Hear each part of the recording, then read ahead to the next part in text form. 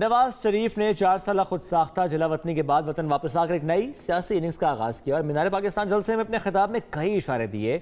उनका नरम लबो लहजा साफ बता रहा था कि फिल वक्त किसी भी टकराव के मूड में नहीं है और उनका मकसद सिर्फ और सिर्फ अगले आम इंतखाबात जीतना है।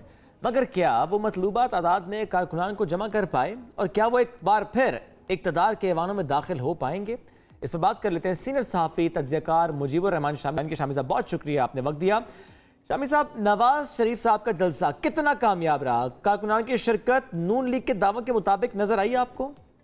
देखिए, मुस्लिम लीग का नून का जलसा जो था वो बहुत बड़ा जलसा था और मीनार पाकिस्तान पर मैंने जो जलसे देखे हैं, मोहतरमा बेनज़ीर भुट्टो का जलसा, फिर इमरान खान का जलसा और फिर नवाज शरीफ साहब का जलसा, तो ये जलसे कमो बेश एक दूसरे से मिलते जुलते थे। यानी जब एक खास तादाद से ज्यादा लोग जमा हो जाते हैं तो फिर आप अपनी अपनी ख्वाहिश के मुताबिक उनकी तादाद बयान कर सकते हैं।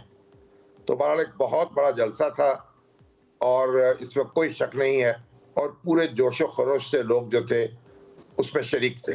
ठीक हो गया। शामी साहब, नवाज शरीफ साहब के खिताब का क्योंकि शिद्दत से इंतजार था सबको, मगर उन्होंने, लोग कह रहे थे किसी प्लान के साथ आएंगे, कोई ठोस बात होगी, लेकिन उसमें कोई मुआशी प्लान नहीं था। इलेक्शन की बात और इसके अलावा अगर देखा जाए तो वो सख्ती उनके लहजे में नजर नहीं आई जो पिछले चंद सालों से उनका खासा भी रही है। तो क्या उन्होंने एहतसाब का बयानिया छोड़ दिया है और उनका सादा पैगाम मुफाहमत पर ही है या कुछ और देख रहे हैं आप? देखिए, इंतखाबात का इनेकाद तो होना है, उनसे तो मुफर नहीं है और इलेक्शन कमीशन ये कह चुका है कि जनवरी के आखिरी हफ्ते में होंगे और तारीख भी आ जाएगी, जनवरी में होंगे या फरवरी में होंगे, तो ये तो मेरा ख्याल कोई इशू नहीं है इतना बड़ा। नवाज शरीफ ने एक बड़ी जो तकरीर की वो मुदब्बर की तकरीर थी।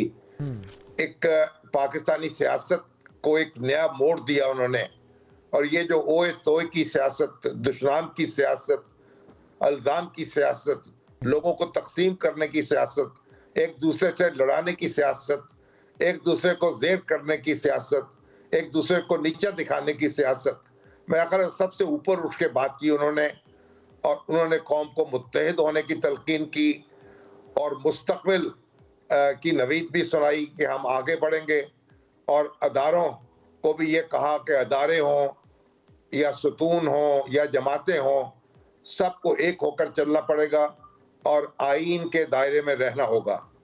तो मैं ख्याल इस वक्त तो कौम को लड़ाने की ज़रूरत नहीं है, इकट्ठा करने की ज़रूरत है और ये एक मुदब्बर की आवाज़ थी जो सुनी गई और मेरा ख्याल उसमें लोगों ने बहुत इत्मीनान का सांस लिया। तो जो साथ लेकर चलने की पॉलिसी नजर आ रही है उनकी, आपकी नज़र में कामयाब हो जाएगी ये पॉलिसी इस बार उनकी? देखिए, तजर्बे से आदमी बहुत कुछ सीखता है, तो नवाज शरीफ साहब ने भी सीखा होगा और उनके जो मुखालिफ हैं और उनके जो रफ़क़ा हैं उनको भी सीखना चाहिए। तो मेरे ख्याल सब अगर सीखेंगे और मुश्किलात का अंदाज़ा करेंगे और उनका मुकाबला करने की ठानेंगे तो एक नई तारीख रकम कर सकेंगे।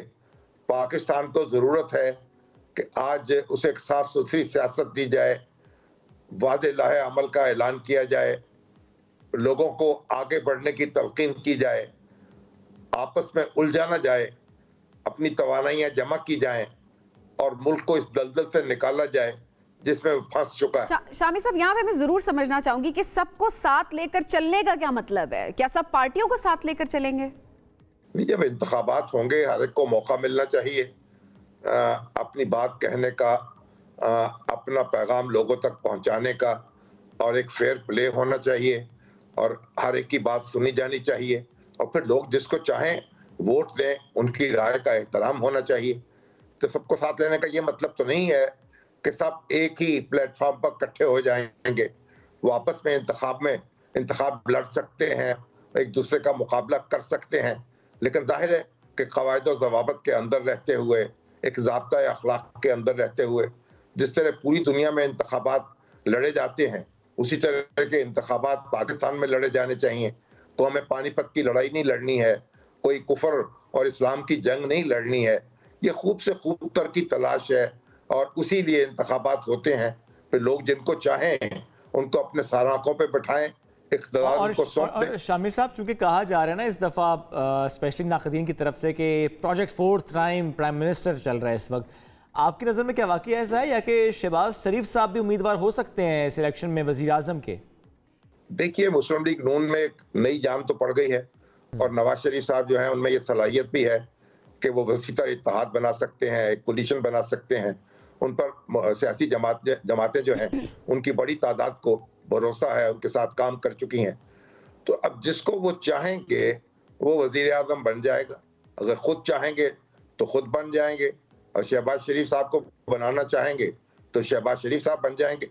तो लगता ये है कि फैसला उनको करना होगा और वो अपने दोस्तों के साथ और साथियों के साथ और रफ़ाक़ा के साथ मशवरे के बाद इक़दाम कर सकेंगे। सर, यहीं पर अगर नवाज शरीफ साहब की वापसी की बात की जाए तो अब ज़ाहिर है बहुत सारी चीज़ें कही जा रही है कि चेंज भी हो सकती हैं। सियासत में क्या तब्दीलियां आप देख रहे हैं और क्या बड़े चैलेंजेस नवाज शरीफ साहब के सामने हैं?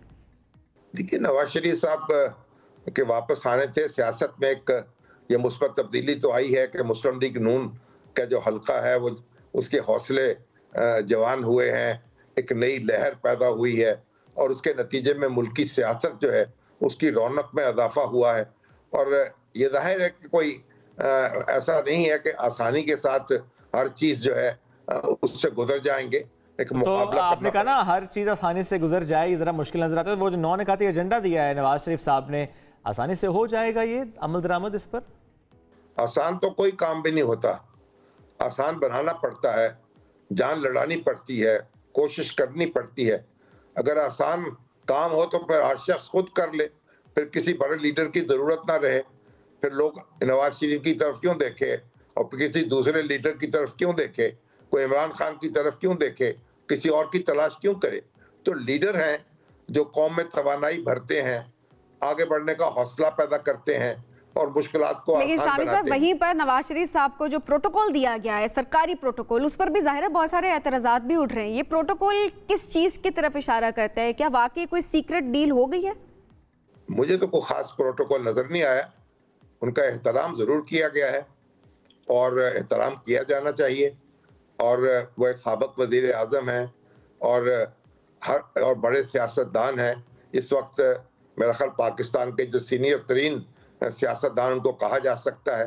तो एक बड़ी पार्टी के और जो पीपल्स पार्टी या दीगर जमातें कहते हैं कि इस वक्त लेवल प्लेइंग फील्ड नहीं मिल रही, वो कहते हैं जी PMLN के लिए माहौल अच्छा किया जा रहा है, नवाज शरीफ साहब के लिए माहौल साजगार किया जा रहा है। ये शिकायत में कितना वजन है?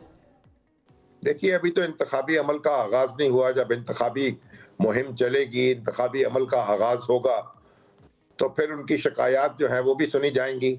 इस वक्त तो जो सिंध के अंदर आप देखें तो जो पीपल्स पार्टी के मुखालिफ हैं वो ही शिकवा कर रहे हैं कि पीपल्स पार्टी के साथ खुसूस सलूक हो रहा है, उन्हें लेवल प्लेइंग फील्ड नहीं मिल रहा। तो ये सियासतदानों का एक अपना तरीका है, इस तरह की बातें होती रहती हैं। नहीं, ये सिर्फ बातें ही रहेंगी, शिकायत ही रहेंगी, या आगे चलकर पीपल्स पार्टी और नून लीग के दरमियान मामला ज्यादा खराब हो सकते हैं? देखिए, पीपल्स पार्टी और मुस्लिम लीग नून के दरमियान एक तवील तारीख है जी। वो सुलह भी उनकी हुई है और जंग भी होती रही है और एक दूसरे के बड़े वो मुखालिफ रहे हैं, रकीब रहे हैं। फिर उन्होंने मिसाक जमहूरियत भी किया, एक दूसरे के साथ भी चले, कोलिशन हुकूमतों में भी रहे और अभी भी जो हुकूमत ख़त्म हुई है शहबाज शरीफ साहब की, उसमें पीपल्स पार्टी एक बड़े पार्टनर के तौर पर शरीक थी। तो दोनों जमातों में अब अगर उन्होंने एक दूसरे के खिलाफ इलेक्शन लड़ना है तो एक दूसरे पर एतराज़ात भी होंगे, शिकायत भी होंगे, कुछ इल्ज़ामात भी लगेंगे। लेकिन मेरा ख्याल है कि दोनों जमातों की लीडरशिप में इतनी संजीदगी तो आ चुकी है कि वो हदूद व क़यूद का ख्याल रखें और फिर दरवाजे बंद ना करें। मेरा ख्याल जब ज़रूरत पड़ेगी तो वो एक दूसरे के लिए दरवाजे खोल भी सकते हैं और एक दूसरे के साथ चल भी सकते हैं। शामिर साहब, बहुत शुक्रिया प्रोग्राम में ज्वाइन करने के लिए।